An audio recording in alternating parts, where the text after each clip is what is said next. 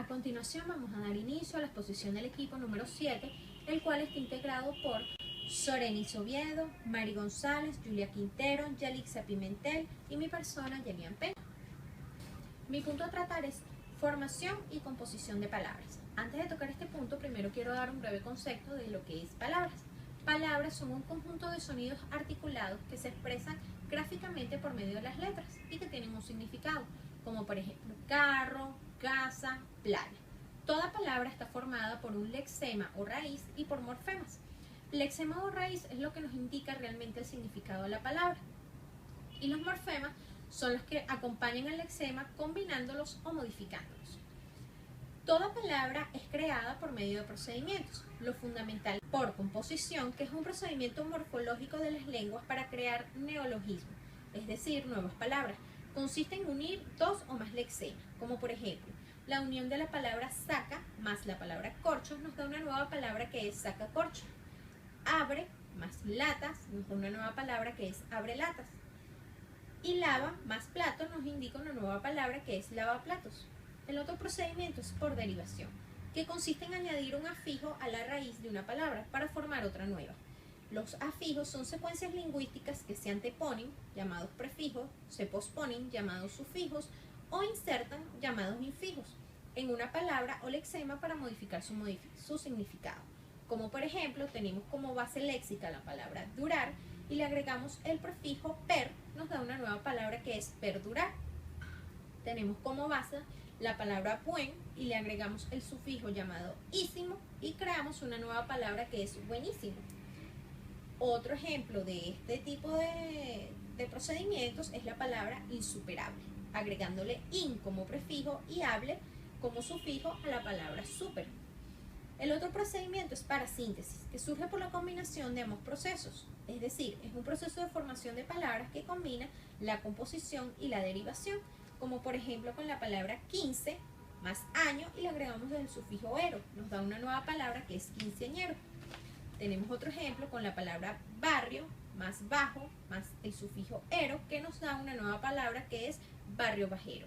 Igual pasa con la palabra embotellamiento. Composición de palabras. Composición de palabras es un procedimiento que consiste en formar una nueva palabra uniendo dos o más palabras ya existentes.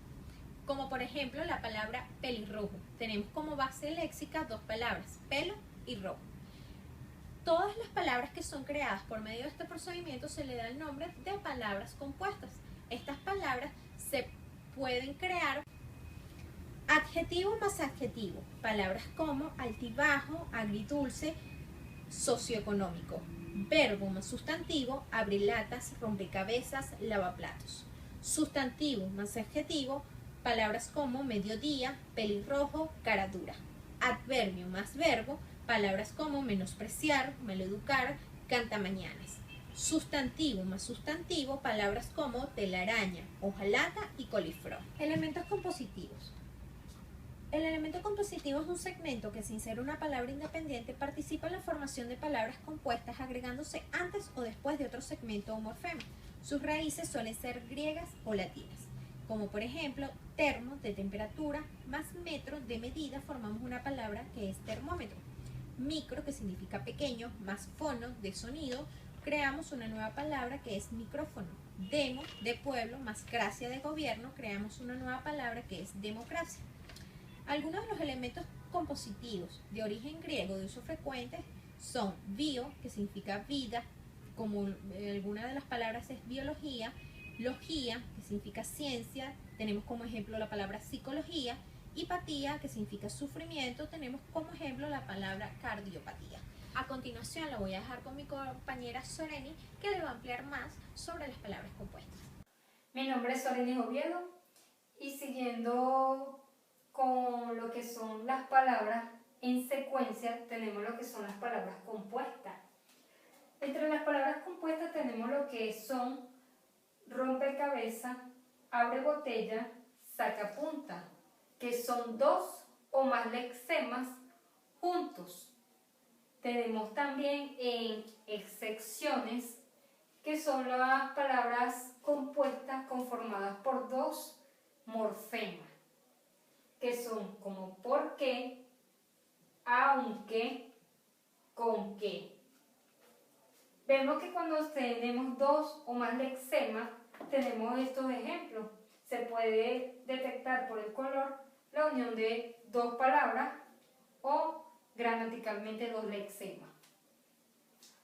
Siguiendo, tenemos lo que son las palabras homónimas, que son las palabras que se escuchan igual y no necesariamente se escriben diferente. A veces se puede ser que se escribe exactamente igual, se escucha igual, pero tiene un significado diverso. En este caso, tenemos las clases que llaman homónimas, que son las comunes, que son las que se escuchan exactamente igual. La característica del español venezolano, a diferencia del español de España, es que nosotros al momento de pronunciar fonéticamente no tenemos una distinción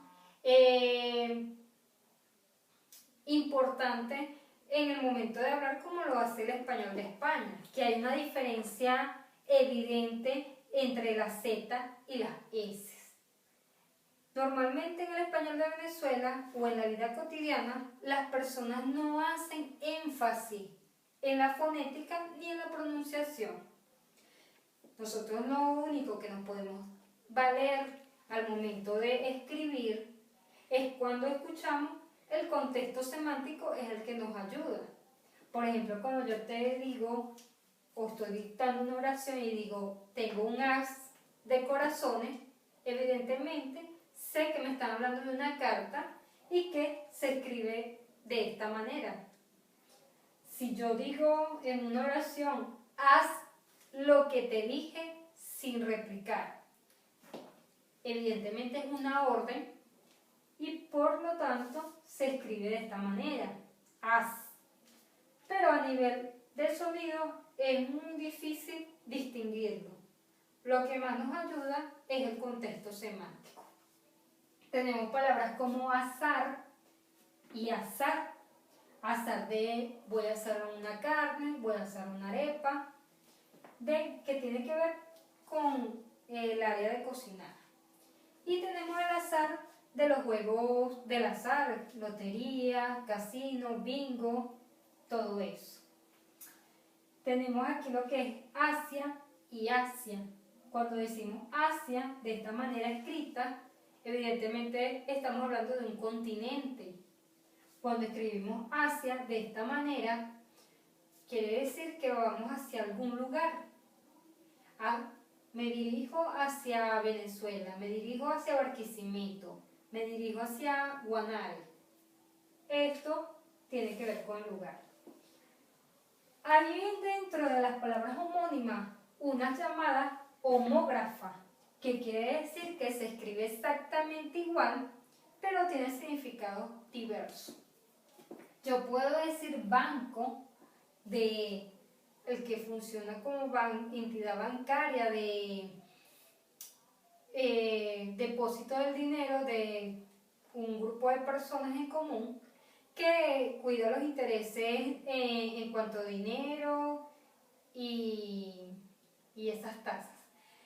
Está también el banco, que es el banco de sentarse, que es totalmente distinto, pero se escribe exactamente igual. Tenemos la palabra amo, que está dentro de este homógrafa, que es yo amo a mi marido. Pero también está la palabra de amo, de dueño, que cambia totalmente el contexto. Mi amo me dijo que hiciera solamente esto, que hablamos en los tiempos de la esclavitud. Ahora puede decirse que un perro tiene un amo. Ya la cosa ha cambiado un poco, no mucho. La parte de barro también es otro ejemplo que vale la pena citarlo, que puede ser el barro de una espinilla, que es un poco más grande, o el barro que es el lodo. Bueno, de esta manera estamos en la sintonía con las palabras y espero que Mari les siga explicando el resto. Gracias. Buenas tardes. Gracias, Orines. Mi punto a exponer son los sinónimos y los antónimos. Vamos a ver la diferencia que existe entre cada uno de ellos. Vamos a comenzar primero con los sinónimos. ¿Qué son los sinónimos? Los sinónimos son palabras que significan lo mismo, pero se escriben de forma diferente y sirven para evitar la repetición en la palabra. Esto quiere decir para que en una misma oración queremos decir lo mismo en varias frases, pero no repetir las mismas palabras. Estos sinónimos se clasifican en sinónimos totales y sinónimos parciales. Cuando nos referimos a los sinónimos totales, son aquellos que significan lo mismo, son aquellas palabras que significan lo mismo en todos los contextos lingüísticos. Todo lo contrario de los sinónimos parciales, que no significan lo mismo en todos los contextos lingüísticos. Evidentemente, pues tenemos la palabra parcial, que va a significar eso. Vamos a ver un ejemplo. Aquí vemos un ejemplo de una oración que nos dice: Fernanda es una niña muy hermosa que vive en una linda casa cerca del medio campo. Vemos que vemos tres palabras subrayadas que significan lo mismo, pero no se escriben igual. Vamos con otro ejemplo. Vemos la palabra borrar, que podemos citar tres sinónimos: el suprimir, el anular y el corregir. Igualmente estamos hablando de la palabra borrar. Vemos la palabra ahorrar, citamos también tres sinónimos: asesorar, guardar, economizar. Estamos refiriéndonos también a la palabra ahorrar. Y por último, vemos la palabra dulce, que citamos igual: azucarado, confitado, dulzón, que nos estamos refiriendo igual a la palabra dulce. Claro, con la parte de sinónimos, vamos a continuar entonces lo que son los antónimos. ¿Qué significarán los antónimos? Los antónimos son las palabras que expresan significados contrarios. Estos se clasifican en los antónimos graduales, en los antónimos complementarios y en los antónimos recíprocos. ¿Cuáles son los antónimos graduales? Son aquellas palabras que se oponen de manera gradual. Estamos hablando, como por ejemplo, cuando hablamos de blanco y negro, hay crisis, que es la parte gradual. Cuando hablamos del frío y del calor, podemos hablar de la parte tibia, estamos en la parte del medio, gradualmente. Cuando hablamos de los complementarios, son aquellas palabras que una elimina la otra. Queremos decir, por ejemplo, vivo o muerto. No podemos estar vivos y muertos a la misma vez. Y por último, los recíprocos. Los recíprocos son aquellas que generan una relación desde el punto de vista opuesto. No puede existir una sin la otra. Por ejemplo, si yo voy a vender algo, tengo que comprar. Bueno, entonces después de dos palabras, compra, venta. Vemos aquí un ejemplo. Vemos aquí el ejemplo de la palabra hermoso, como vimos anteriormente, significa lo contrario, horrible o feo.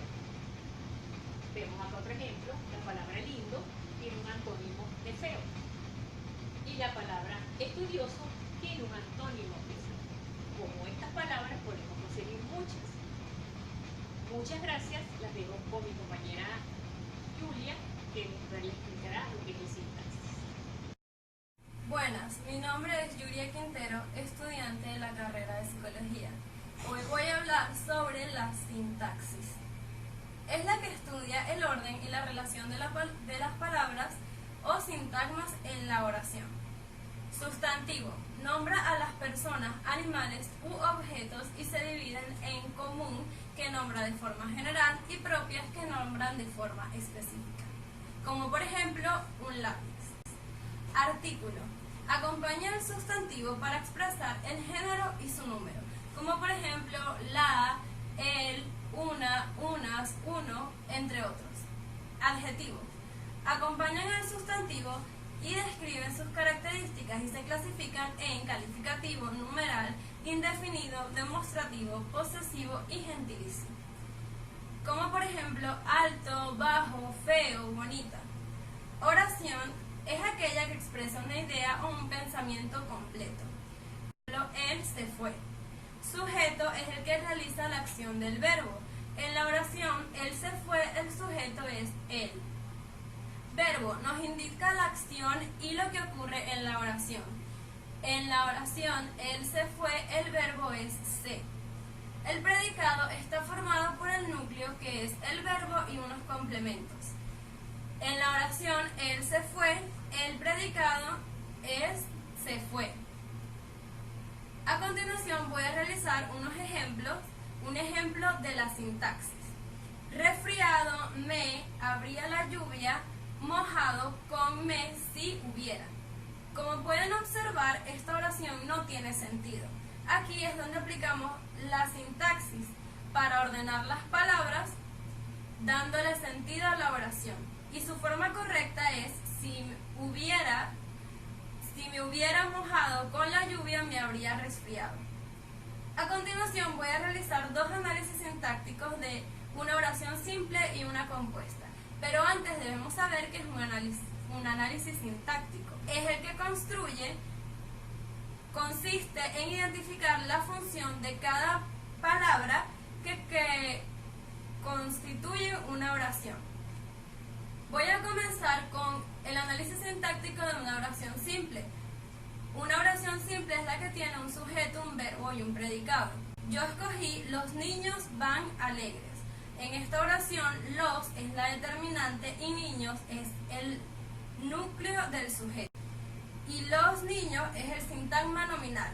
Van es el núcleo del verbo, alegres un adjetivo y van alegres es el sintagma verbal. Ahora voy a continuar con el análisis sintáctico de una oración compuesta. ¿Por qué es compuesta? Porque tiene dos o más oraciones simples. La que yo escogí dice: el guardia sacó la libreta e impuso la multa. ¿Cómo identificar que es una oración compuesta? Si al tener un nexo, esto la divide en dos oraciones simples. La primera parte de la oración dice: el guardia sacó la libreta. El es una determinante y guardia el núcleo del sujeto. El guardia sería el sintagma nominal. Sacó es el núcleo del verbo, la una determinante y libreta el núcleo del predicado. La libreta es un condicional directo y sacó la libreta es un sintagma verbal. Impuso la multa. Como expliqué anteriormente, es el nexo que divide una oración simple de la otra. Impuso la multa sería la segunda oración simple. Por lo tanto, como la ven, no tiene un sujeto. Pero en este caso suponemos que es él debido a que estamos hablando de el guardia. Él sería el núcleo del sujeto y el sintagma nominal. Impuso es el núcleo del verbo, la es una determinante y multa el núcleo del predicado. La multa es un complemento directo y impuso la libreta es un sintagma verbal. Gracias. Mi nombre es Yalixa Pimentel, de Comunicación Oral y Escrita. El tema a exponer es clasificación y formación de oraciones y formación de párrafos. Comenzamos con que la oración es toda unidad sintáctica con una secuencia de palabras y un mensaje lógico que tiene al menos un verbo. La clasificación de oraciones. Bueno, estas se clasifican en oraciones enunciativas, que son las que anuncian e informan algo. Por ejemplo, el gato mordió la pelota. Ellos no saldrán a la calle. Oraciones interrogativas expresan interés por saber algo. Suelen ir entre signos de interrogación. Por ejemplo, ¿te gustaría ir al cine? ¿No te gustó la película? Oraciones dubitativas expresan una duda. Ejemplo, tal vez viaje mañana. Creo que no viajaré. Las oraciones desiderativas expresan un deseo. Por ejemplo, quiero visitar a Laura. No quiero que llueva. Las oraciones exclamativas expresan una idea con más fuerza y admiración o sorpresa. Ellas van entre signos de exclamación. Ejemplo, qué bien te ves. No puede ser. Oraciones imperativas expresan una orden o mandato. Ejemplo, ve a bañarte. No vuelvas a hablar. Todas estas oraciones pueden expresarse de forma afirmativa y de forma negativa. Formación de oraciones. Las oraciones están formadas por un predicado, un sujeto. El sujeto es de quien se habla en la oración y esta consta de un núcleo, que es el sustantivo. El predicado es lo que se dice del sujeto. También consta de un núcleo, que es el verbo. Formación de párrafo. Párrafo es la unidad de redacción que explica y desarrolla el significado de una idea. Generalmente tiene tres partes, que son la oración principal, la oración argumentada y la oración concluyente. La oración principal es donde se establece la idea principal de un párrafo. Es recomendable que siempre sea al inicio del párrafo, que normalmente sea la primera oración. La oración argumentativa es la oración de soporte relacionada con la idea principal, y la oración concluyente es la idea principal del párrafo. En la etapa de edición del párrafo es recomendable tener en cuenta los errores de escritura, si todas las oraciones tienen sujeto, si hay concordancia de los verbos con las expresiones del tiempo, si cada oración tiene sentido, si el párrafo es interesante o importante, y si la ortografía y signos de puntuación están perfectos. Ha sido todo y gracias.